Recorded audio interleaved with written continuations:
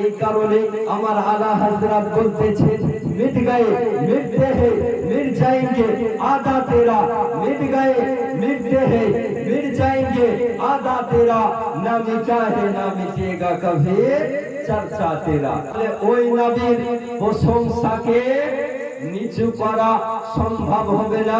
আজকে যদি কোনো মোল্লা কোনো মুন্সি নবীর প্রশংসাকে মিটিয়ে দিতে চায় তাহলে সর্বপ্রথম কোরআনকে মিটিয়ে দিতে হবে।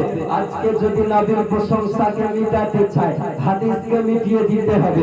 আজকে নবীর প্রশংসাকে যদি মিটাতে হয় বুখারীকে মিটিয়ে দিতে হবে।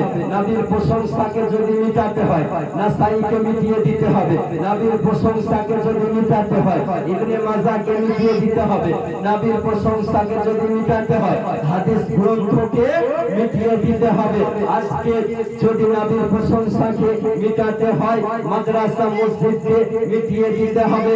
আজকে যদি নবীর প্রশংসাকে মিটাতে হয় তাহলে আরশে আজিমকে মিটাতে হবে। এক কথায় নবীর প্রশংসাকে যদি মিটাতে চায় তাহলে খোদাকে মিটিয়ে দিতে হবে। আর খোদাকে মিটানো কোনো মানব জাতির দ্বারাই সম্ভব নয়।